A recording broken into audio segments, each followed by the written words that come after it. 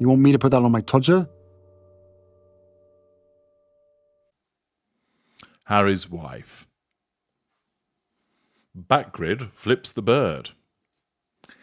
Well, the ramifications from the car chase that was exaggerated, the manufactured paparazzi assault, continue to rumble on. And this time, it's Yahoo that reports through Leah Goldman. Harry and Harry's wife's mess with the wrong Hollywood lawyer at the worst time.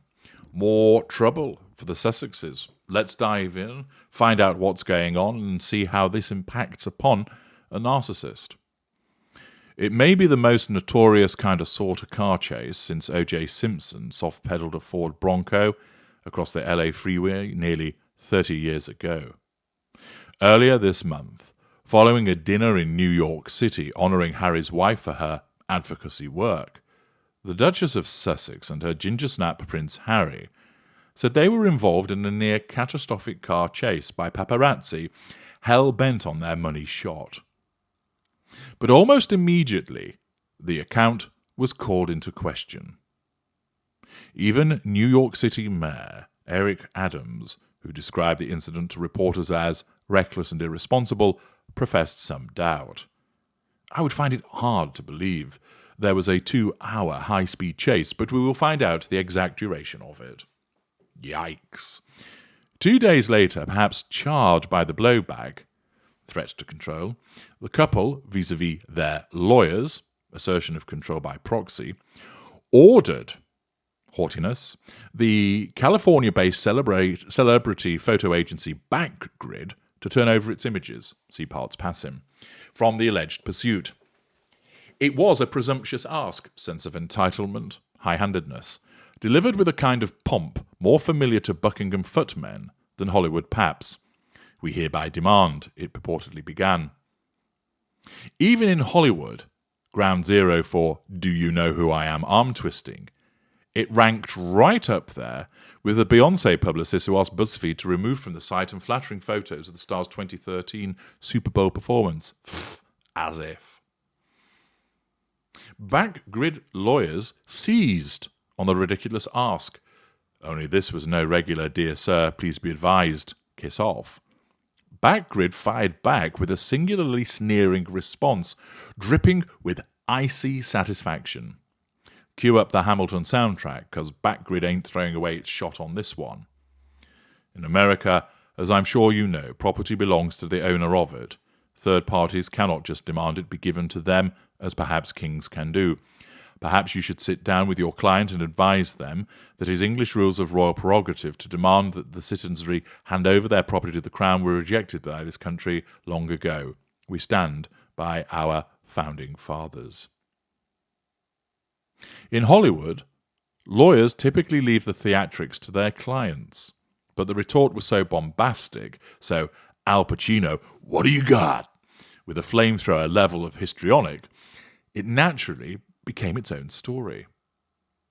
Deadline politely called it a blunt rejection, while the British press practically sucked the gravy off its fingers. US photo agency refuses to hand over pics of Harry and Harry's wife because America beat King George III in a war 250 years ago, declared The Sun. The Backgrid lawyer, who actually penned the sick burn, has remained anonymous until now. It was a galling request, says Joanna Jo Ardalan, age 40, a partner at One LLP, a Beverly Hills-based boutique firm specializing in intellectual property and copyright law, which has represented Backgrid for over 5 years. So galling, says Ardalan, who is also an adjunct professor at Loyola Law School, that she spent a solid 2 hours crafting a response she hoped would put them in their place. Mission accomplished. Do they really think they can do that to businesses just trying to do their work? She snapped. To be clear, Backgrid has not heard from Team Sussex since the response. Accordingly, Harry and Harry's wife sought to assert control by making this demand. The lawyers for Backgrid told them to foxtrot Oscar, which was a threat to control. The next step would have been if they were serious about it, would be to launch court action for delivery up of the photographs. But they haven't done so, quite possibly because they've been advised that they wouldn't have any grounds that would meet with any success in that regard. But that would be a means of asserting control directly. Doubtless, Harry's wife has complained about the content of the response, and now, in order to nullify the threat to control, she has ignored the response, there hasn't been a reply to it, and she's compartmentalised and moved on to the next thing.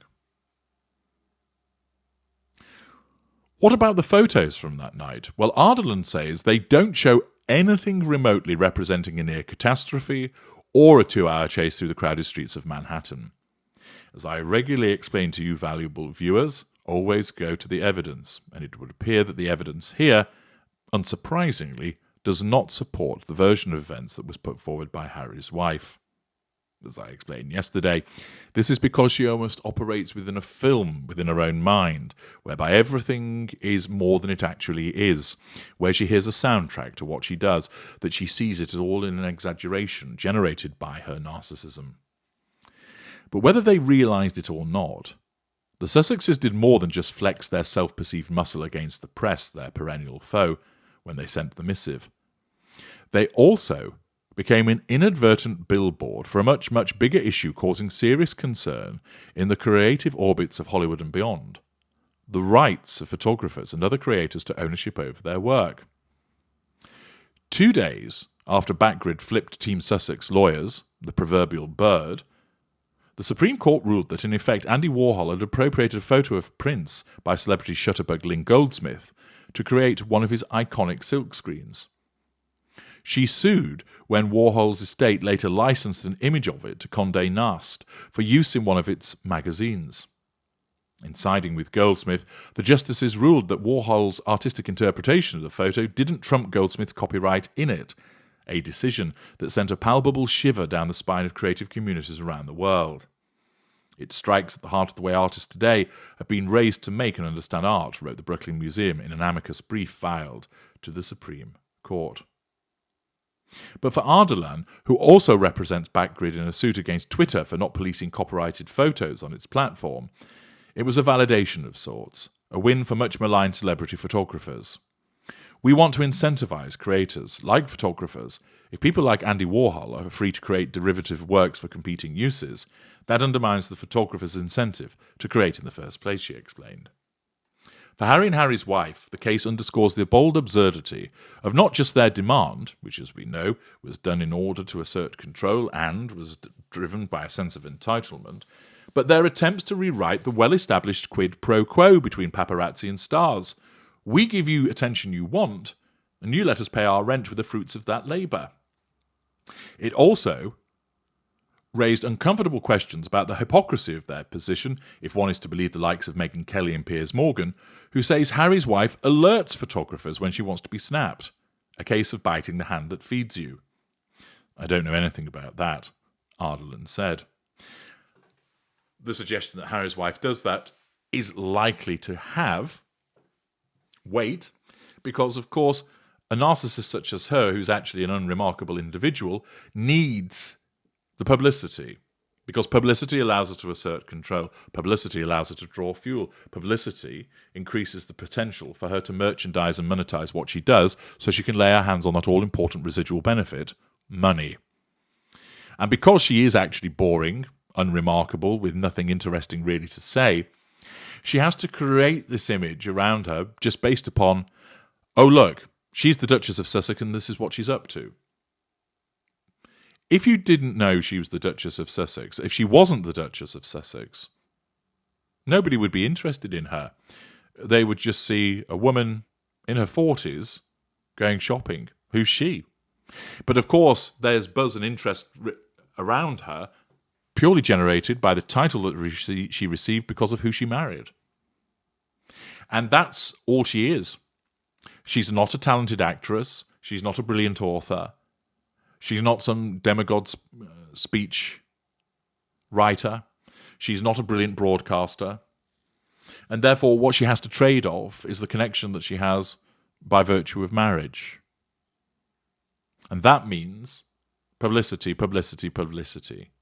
But of course, when that publicity doesn't do what she wants, as a consequence of the knee-jerk responses of her unaware and instinctive narcissism, what then occurs is that she makes demands as she did for the photographs, only to receive a metaphorical slap across the chops from Backgrid in the way that's been described, and the consequence of that is it makes her look like an utter fool once again.